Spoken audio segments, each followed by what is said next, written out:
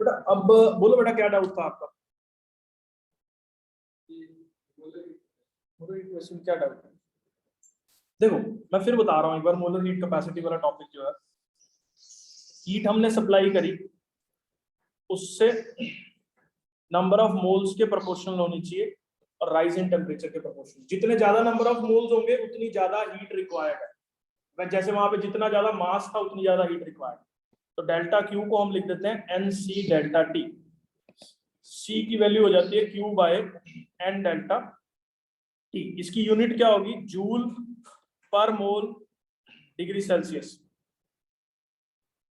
ठीक है, जूल पर मोल डिग्री सेल्सियस। ये दो टाइप की हैं, एक सीपी और एक सीवी।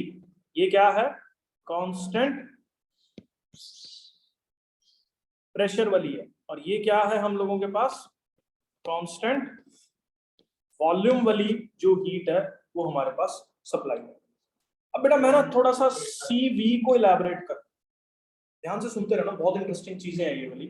सीवी का मतलब क्या है हमारे पास? कांस्टेंट वॉल्यूम है, मतलब डेल्टा वी इस केस में जीरो है। अगर इस केस में डेल्टा वी जीरो है तो डेल्टा डब्ल्यू भी इस केस में जीरो होगा। क्यों? Because delta W is P delta we. तो अगर डेल्टा वी जीरो है तो डेल्टा डब्ल्यू भी हम लोगों के पास क्या होगा? जीरो होगा। First law of thermodynamics apply करो। Delta U is delta Q minus delta W. इस पर्टिकुलर केस में बेटा जी मेरे को ये बताओ, ये वैल्यू किसके बराबर है? ये वाली वैल्यू जीरो होगी।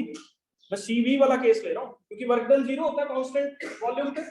अगर वर्क डन कांस्टेंट वॉल्यूम पे जीरो है तो डेल्टा क्यू की वैल्यू किसके बराबर होगी? डेल्टा यू के बराबर होगी। इतना इंपॉर्टेंट फॉर्मूला यहाँ पे निकल के आ रहा है, देख लेना यहाँ पे ध्यान से। और डेल्टा क्यू क्या है? यहाँ पे देखो, डेल्टा क्यू क्या है? N CV delta T. देखो बेटा यहाँ पे कांस्टेंट वॉल्यूम पे क्या होगा? देखो दो है ना delta Q. Delta Q is an CP delta T हो सकता है, या डेल्टा क्यू जो है वो एन सीवी डेल्टा टी हो सकता है।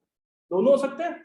तो यहाँ पे देख लो बेटा, delta Q that is an CV delta T. क्योंकि मैं जो केस लेके चल रहा हूँ कांस्टेंट वॉल्यूम वाला केस लेके चल रहा हूँ, तो क्या मैं ऐसे लिख सकता हूँ change in internal energy is also an CV delta T?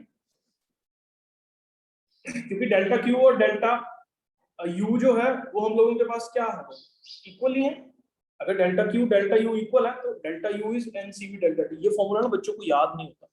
ये पता क्या बोलेगा क्वेश्चन के अंदर, न्यूमेरिकल के अंदर मैं कराऊंगा बहुत सारे क्वेश्चन जिसके, लेकिन आज नहीं। तो वो क्वेश्चन में ऐसे बोल देगा कि हम किसी चीज को एनर्जी सप्लाई कर रहे हैं कांस्टेंट वॉल्यूम पे, ठीक है, और उसका टेम्परेचर राइज हो रहा है 1 डिग्री सेल्सियस और इतनी एनर्जी हम लोग सप्लाई कर रहे हैं। तो बताओ स्पेसिफिक हीट कैपेसिटी कितनी है? ठीक है, या इंटरनल एनर्जी में चेंज कितना हो? तो डेल्टा यू भी एनसीवी डेल्टा टी है। देखो ये दोनों सेम ही है, ये चीजें दोनों सेम ही है। मतलब आपको एनर्जी जो सप्लाई कर रहे हो वो इंटरनल एनर्जी के ही बराबर है इस केस में। डेल्टा कौन से वाले केस में? कांस्टेंट वॉल्यूम वाले केस में। देख लो बेटा एक बार, सिंपल मैंने मैथमेटिकली हर चीज जो है यहाँ पे लिख दी है। आई होप आपको ये जो है वो क्लियर है।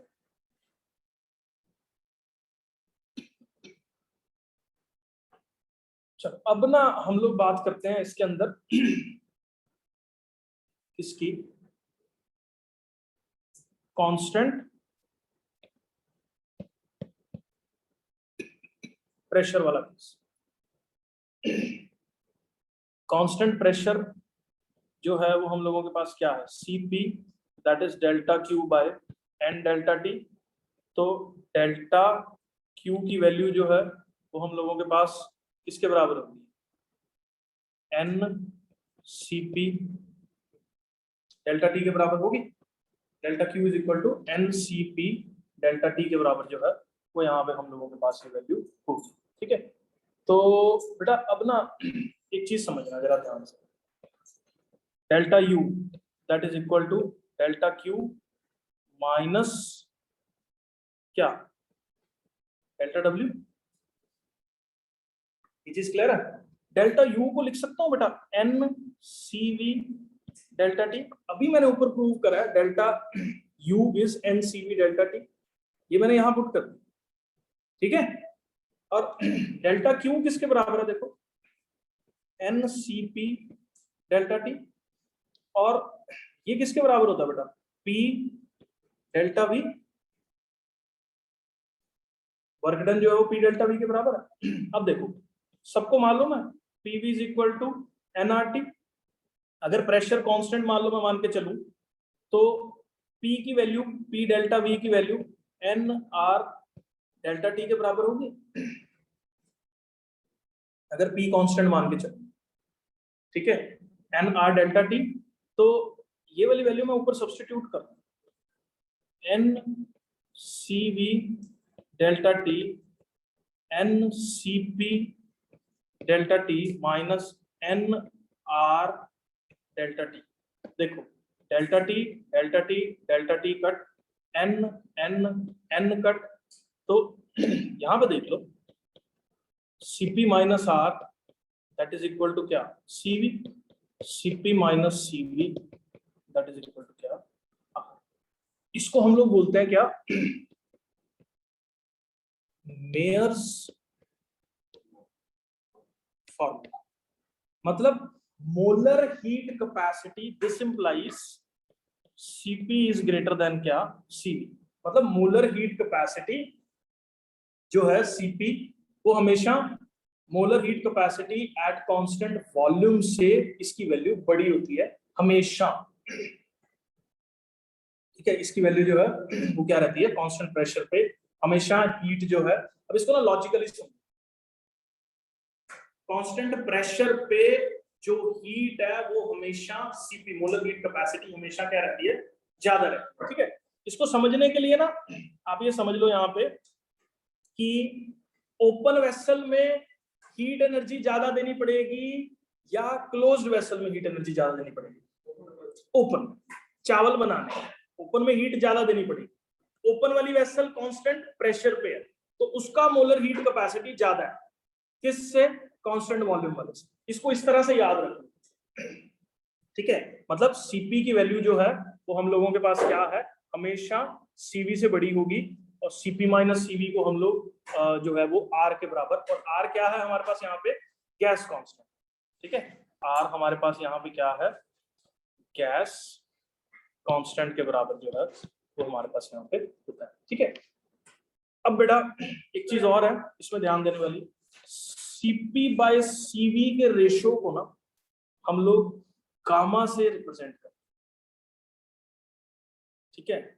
इसको ये ऑफिशियली इसको हम लोग ये क्या है, गामा से रिप्रेजेंट करते हैं, मतलब ratio of Cp by Cv is represented by gamma.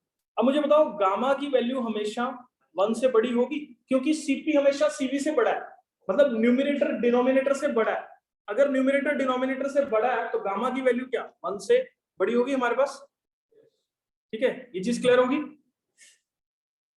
आगे देखो इसके अंदर भी ना, अब मैं इन्हीं फॉर्मूलाज के ऊपर कुछ प्रोसेसेस बता रहा हूं आपको, एडिएबैटिक प्रोसेस। अब देखो बेटा जल्दी बोलो, एडिएबैटिक प्रोसेस में डेल्टा क्यू कितना होगा, 0 होगा। अगर मेरे को molar heat capacity for adiabatic process निकालनी हो तो that is delta Q by N delta T which is equal to क्या, 0। ये तो चलो कांस्टेंट वॉल्यूम वाला निकल गया, कांस्टेंट प्रेशर वाला निकल गया। मैं अगर आपसे बात करूं कि मोलर हीट कैपेसिटी निकालो एडिएबैटिक प्रोसेस के लिए, मोलर हीट कैपेसिटी एडिएबैटिक प्रोसेस के लिए 0 होगी, क्यों, क्योंकि मोलर हीट कैपेसिटी होती क्या, delta Q by N delta T होती है, डेल्टा क्यू की वैल्यू कितनी है, 0 है, तो इसलिए सी एडिएबैटिक के लिए जो हमारे पास वैल्यू है वो किसके बराबर रहेगी, 0 के बराबर रहेगी। और एक चीज देख लो यहाँ पे, delta U is delta Q minus delta W, तो ऐसे केसेस में डेल्टा यू की वैल्यू किसके बराबर होगी, माइनस डेल्टा डब्ल्यू के बराबर होगी। ये मैं अभी पहले डिस्कस कर चुका हूँ कि जो हम लोग वर्क डन कर रहे हैं वही चेंज इन इंटरनल एनर्जी जो है उसके ऊपर डिपेंड कर रहा है। क्लियर हो गया ये वाला सारा।